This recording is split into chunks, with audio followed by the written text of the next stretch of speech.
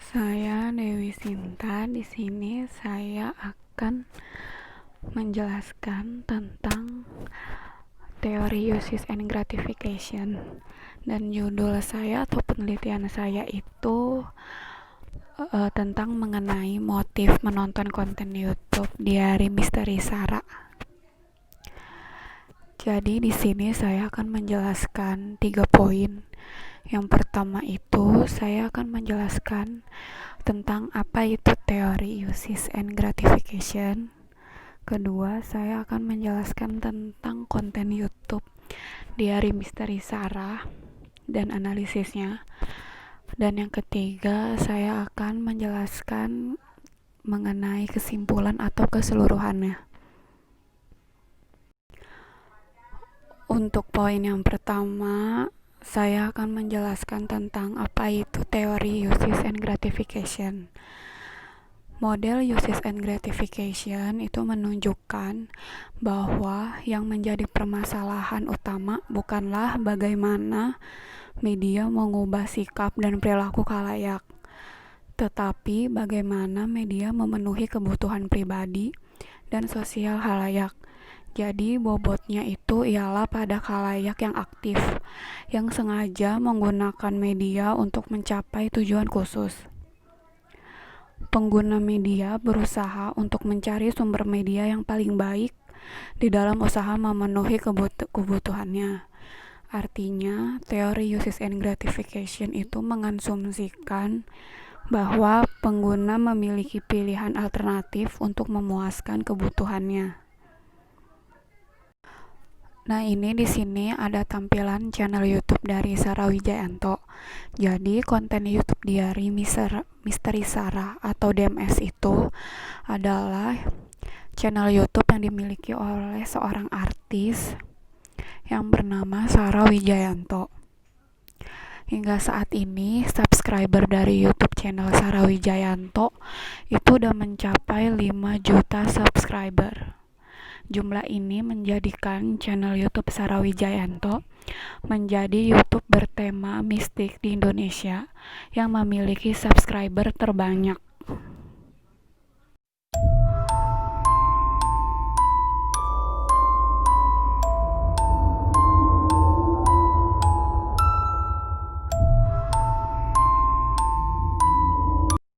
Itu tadi beberapa gambar yang diambil dari channel YouTube Sarah Wijayanto, yaitu yang di konten Diari Misteri Sarah. Nah, selanjutnya poin yang kedua saya akan menjelaskan tentang analisis dari konten Diari Misteri Sarah dan teori uses and gratification. Jadi, teori uses and gratification itu kan mengatakan bahwa individu lebih aktif dalam mencari apa yang diinginkan dalam media sehingga tercapai kepuasan yang diinginkan tersebut. Nah, jadi contohnya dalam penelitian saya ini yaitu bahwa tayangan Diari Misteri Sarah mempengaruhi persepsi dan pengertian tentang hal-hal gaib pada audiens itu sendiri, sehingga membuat para audiens terus mengikuti atau penasaran menunggu informasi mengenai cerita di berbagai penelusuran tempat dalam konten tersebut. Jadi, para audiens dan termasuk saya sendiri sering sekali menunggu tentang cerita kelanjutan dari Diari Misteri Sarah di YouTube. Sarah sering melibatkan suami dan adiknya, Wisnu Hardana, untuk menelusuri berbagai tempat yang terbengkalai. Konten yang dibuat Sarah ini bisa mengubah mindset seorang, bahwa tidak semua makhluk tak kasat mata, atau yang sering kita sebut hantu itu jahat dan senang mengganggu. Tetap ada yang jahat sih, tapi selalu ada sisi yang lain yang membuat makhluk ini itu bisa jahat. Bisa saja jahat karena diperdaya oleh manusia untuk melakukan suatu kejahatan, lalu ditelantarkan. Atau bisa juga karena makhluk ini tuh dulunya manusia, namun mati secara tidak wajar seperti kecelakaan, korban pembunuhan, perkosaan, hingga tumbal. Mereka juga bisa terjebak dan tersesat di alam manusia karena belum menyadari jika sudah meninggal. belum menerima jadi korban kejahatan, atau sedang menunggu dijemput oleh keluarganya. Menurut saya, inilah yang didapatkan selama saya mengikuti isi konten dari Sarah Wijayanto. Dalam setiap penelusuran, itu banyak sekali pesan di balik ceritanya masing-masing. Kerap juga membuat pernyataan-pernyataan tentang makna hidup yang layak dijadikan sebagai perenungan buat kita semua. Terlepas dari hal tersebut, tentunya individu sebagai penerima pesan dari media massa akan mencari informasi tentang hal atau kelanjutan cerita-cerita tersebut, sehingga individu tersebut bisa memutuskan sendiri melalui kisah makna hidup mana hal yang benar dan mana hal yang salah sebagai pembelajaran bagi kita semua. Jadi dengan adanya kelanjutan dari cerita konten DMS atau Diari Misteri Sarah, itu termaksud memenuhi kebutuhan saya sebagai penunggu dari cerita-cerita kelanjutannya. Kebutuhan dan kepuasan penonton salah satunya dengan menonton konten Diari Misteri Sarah ini yang sebagian besar disukai oleh para audiens. Para audiens khususnya yang menyukai hal-hal seperti ini ingin menonton atau mencari kepuasan dengan mengikuti berbagai penelusuran hal-hal gaib yang ada di konten ini ketimbang di konten lain. Selain itu, para tim Sarah yang lainnya juga membantu membawa cerita tersebut dengan pembawaan yang baik.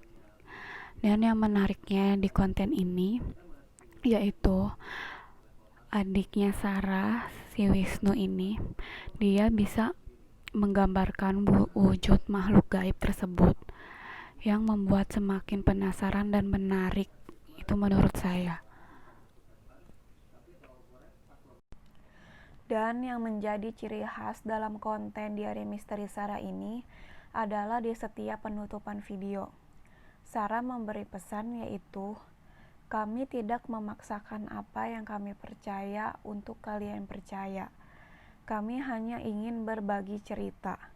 Dari contoh kasus tersebut bisa kita lihat kebutuhan masyarakat dalam mengkonsumsi media menurut teori uses and gratification, yaitu teori ini memposisikan audiens sebagai aktif. Artinya, audiens bebas untuk melakukan hal selektif dan memilih media atau sebagai kebutuhan dan kepuasan sesuai keinginan. Dan setiap orang bebas untuk memilih media sesuai passion dan keinginan mereka. Juga menjadi motif tersendiri untuk audiens yang terus menonton dan mengikuti cerita dari DMS tersebut di YouTube. Poin yang ketiga atau poin yang terakhir, saya akan memberi atau menjelaskan secara ringkas dari poin yang pertama dan poin kedua. Jadi, kesimpulannya secara ringkas mengatakan bahwa pendekatan terhadap teori uses and gratification itu memfokuskan diri pada audiens dan bukan pada pesannya, atau tidak mengasumsikan hubungan langsung antara pesan dan pengaruh. Di konten Diari Misteri Sarah, itu menurut saya mempengaruhi persepsi dan pengertian tentang hal-hal gaib pada audiens sehingga membuat para audiens terus mengikuti atau penasaran menunggu informasi mengenai cerita-cerita selanjutnya di berbagai penelusuran tempat dalam konten tersebut. Dalam setiap penelusuran, kerap ada pernyataan-pernyataan tentang makna hidup yang layak dijadikan sebagai penerangan buat kita semua. Hal ini sangat kuat dan menurut saya hal inilah yang menjadi motif untuk terus mengikuti cerita episode Diari Misteri Sarah yang lainnya.